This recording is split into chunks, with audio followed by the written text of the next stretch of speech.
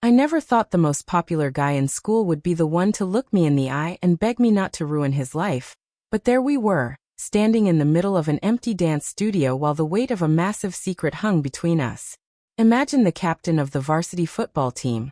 The guy who spends his Friday nights crushing opponents on the field and his Monday mornings being worshipped in the hallways, secretly trading his cleats for ballet slippers the moment the sun goes down. It sounds like a movie plot, but for Marcus, it was a terrifying reality that he would do anything to keep hidden, and I was the only person who had the power to expose him to the entire world. Was I wrong for even considering telling everyone what I saw? Or would you have kept a secret that big for someone who had spent years making your life a living hell? Tell me, if you caught your biggest bully in his most vulnerable moment, would you protect him, or would you finally give him a taste of his own medicine? To understand how we got to that silent, mirrored room, you have to understand the hierarchy of our high school. Marcus wasn't just a student, he was an institution. He was 6'2", built like a tank, and possessed a level of athletic talent that had college scouts drooling since his sophomore year. But with all that power came a mean streak that seemed specifically reserved for people like me, the theater kids, the band geeks, and anyone who didn't fit his definition of a real man. For 3 years, Marcus had made it his personal mission to mock anything he deemed soft. I remember one specific time in the cafeteria when he tripped a kid carrying a violin case, and spent the next 10 minutes loudly wondering why anyone would waste their time on fairy music, instead of hitting the weight room. He was the king of toxic masculinity, and he wore that crown with a smirk that made you want to disappear. I was a frequent target because I spent my afternoons in the arts wing, working on stage design and photography. He called me the glitter boy, and would constantly make snide remarks about how I probably spent my weekends playing with dolls. The irony of what I was about to discover was so thick I could practically taste it. The school was a pressure cooker of expectations, and Marcus was the steam valve, always letting off pressure by burning others. I remember once I was working on a backdrop for the spring play, covered in paint and exhausted, and he walked by with his entourage just to kick over my bucket of blue primer. He didn't even say anything. He just laughed as the paint ruined hours of my work. That was the Marcus everyone knew. That was the guy who owned the hallways. But the hallways have a way of hiding the truth once the final bell rings and the janitors start their rounds. It all started on a Tuesday evening. I had stayed late at school to finish some long exposure shots for my senior portfolio. The arts building is usually deserted by 6 p.m., but as I was packing up my gear near the back exit, I heard music coming from the old auxiliary gym, a space that was mostly used for storage and the occasional yoga class. It wasn't the heavy bass of a workout playlist or the upbeat tempo of the cheer squad. It was Tchaikovsky.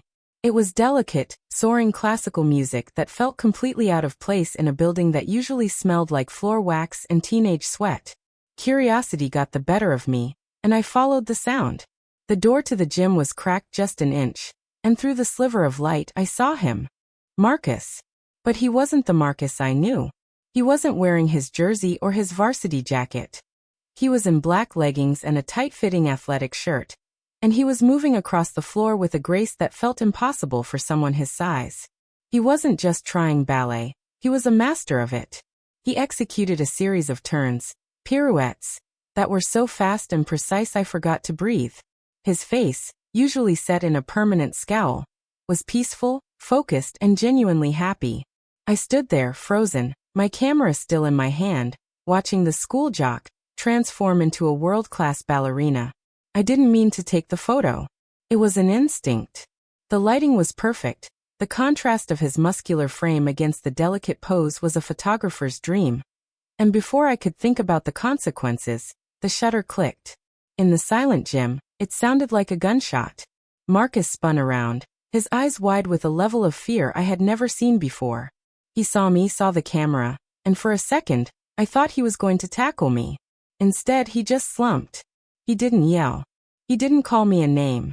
He just stood there, breathing hard, looking like his entire world had just collapsed. He walked over to the door, pulled it open, and looked at me with watery eyes. "Please," he whispered. "Don't." That one word carried the weight of his entire reputation, his scholarship offers, and the expectations of a father who was known for being the toughest high school football coach in the state. We stood there in the hallway for what felt like hours. He told me everything. He had been dancing since he was 6, but he'd kept it a secret from everyone, even his parents, for the last 5 years. He used the extra practice excuse to come here and dance. He told me that if his teammates found out, he'd be a laughingstock, and if his dad found out, he'd probably be kicked out of the house. He explained how every morning he felt like he was putting on a mask. The loud, aggressive Jock was a character he played so that no one would look too closely at the real him. He talked about the pressure of the scouts, the way his father would talk about real men over dinner, and how the only time he felt like he could actually breathe was when he was in this dusty gym with the music playing. He told me about the bruises he hid, not from football, but from the grueling repetition of bar work. He showed me his feet, calloused and battered from the sheer physicality of what he was doing. It was a side of him I couldn't have imagined in 1,000 years. He confessed that the bullying, the way he treated me and others, was a way to deflect suspicion. If he was the one pointing the finger and calling people names, then nobody would ever point the finger at him. It was a classic defense mechanism. But knowing that didn't make the years of insults go away. I looked at the photo on my digital screen. It was objectively beautiful, a masterpiece of movement and light. He looked at it too, and for a fleeting second, I saw a spark of pride in his eyes before it was replaced by sheer terror. He told me about the upcoming state championships and how a single rumor could jeopardize everything he had worked for. He wasn't just asking for a favor, he was pleading for his future. He promised me he would do anything. He'd pay me, he'd do my homework, he'd leave me alone forever, if I just deleted that one file. But I told him I didn't want his money. I wanted him to understand the cost of the environment he helped create. We spent nearly 3 hours in that hallway, him pouring his heart out, and me trying to reconcile the monster I knew with the artist standing in front of me. I realized that Marcus wasn't just a bully. He was a victim of the same narrow-minded culture he was perpetuating. He told me about the secret dance studio 2 towns over where he used to take lessons under a fake name until they closed down, and how he had been self-teaching ever since by watching professional recordings on his phone late at night. The level of dedication was insane. He was practicing football 4 hours a day, and then doing 3 hours of ballet on his own. He was exhausted, lonely, and completely trapped. He talked about how he had to lie to his girlfriend, how he had to pretend to watch game film when he was actually studying the Nutcracker. He described the suffocating fear of being found out by his father, a man who viewed any form of artistic expression as a sign of weakness. The more he spoke, the more I saw the chains he was dragging around. He wasn't the king of the school, he was its most high-profile prisoner. I realized that if I posted this photo, I wouldn't just be getting revenge. I would be destroying a human being who was already living in his own personal hell. But part of me still remembered the paint bucket. Part of me remembered the glitter boy comments and the way he'd made me feel like an outsider in my own skin. I had him right where I wanted him. I could have ended his reign with a single click. So that's the situation I was in. I had the ultimate leverage over the guy who had spent years making me feel small. I had a photo that could instantly turn the tables and show the entire school who the soft one really was. I had to make a choice. Do I delete the photo and protect the secret of my bully, or do I post it and let the world see the truth? Before I tell you what happened next and the insane way this all blew up, I want you to pause right now and comment below. What would you have done in my shoes? Would you show him mercy? Or would you let the truth come out as a form of karma? I really want to know if you think I was being a saint or a fool for what I did next. I decided not to post the photo. Despite everything he had done to me, seeing him that broken made me realize that his bullying was just a shield for his own suffocating fear. I told him I'd keep his secret on one condition. He had to stop the bullying. Not just toward me, but toward everyone. For a few weeks it worked. Marcus became quiet. He stopped the name-calling and actually started standing up for the kids he used to pick on. He even helped me carry my photography gear once when I was struggling, though he did it with a nervous look over his shoulder. He seemed to be trying, genuinely trying, to dismantle the persona he had built. We actually started talking more. Not as friends, but as 2 people who shared a heavy secret. He would ask me about my photography, and I would ask him about the technical aspects of dance. I learned that he had a dream of auditioning for the Joffrey Ballet, but he had missed the local auditions because of a mandatory football camp. The more I got to know him, the more I realized how much talent was being wasted in the name of tradition. But secrets have a way of leaking out, especially in a small town where everyone is looking for a reason to tear someone else down. Someone else, one of his own teammates, a guy named Tyler who had always been jealous of Marcus's starting spot, had grown suspicious of his extra practices and followed him one night. Tyler was the kind of person who thrived on the hierarchy. He wanted Marcus's position, his popularity, and his power. Tyler didn't have a moral compass, and he certainly didn't care about the art of dance or the mental health of a teammate. He recorded a video on his phone through that same cracked door, catching Marcus mid-leap during a particularly difficult sequence. Tyler didn't have the same moral dilemma I had. He didn't see a human being. He saw an opportunity to climb the social ladder. The next morning, the video was everywhere. It was uploaded to a private school group chat at 7 a.m., and by 8:15 a.m., it had been shared to every social media platform imaginable. The mockery was instantaneous and brutal. When Marcus walked through the front doors that morning, the silence was deafening before the laughter started. People were doing mock ballet in the halls, spinning around and falling over purposefully. His locker was defaced with pink tutus and crude drawings. His friends on the team, the guys he had bled with on the field, sat at a different table during lunch, leaving him completely alone in the center of the cafeteria. I watched him sit there, staring at his tray, while the entire room whispered and laughed. It was exactly what he had feared, and it was devastating to watch. The coaches were huddled in the corner, looking disappointed, and I saw a group of scouts who were visiting that day looking confused and checking their phones. It felt like a public execution of his character. I saw his father walk into the school, his face red with a mixture of embarrassment and rage, and for a moment, I thought I was going to witness the end of Marcus's life as he knew it. He looked up and caught my eye, and in that look, I saw a person who had given up. He was ready to let it all go. He was ready to accept the shame and disappear. That's when I realized that staying silent wasn't enough. My mercy had only delayed the inevitable, and now he was drowning alone. I couldn't stand by and watch a person get destroyed for having a passion, even if that person had been a jerk to me in the past. I realized that if I didn't act, I was just as bad as Tyler. I walked over to his table, the glitter boy, walking up to the fallen king, and I sat down right across from him. The room went silent. Every head in the cafeteria turned toward us. I pulled out my laptop, opened my portfolio, and turned it around so he could see the photo I had taken that night, the one I never deleted. It wasn't a mocking, blurry cell phone video. It was a stunning, professional piece of art that showed the strength, the discipline, and the sheer power of his movement.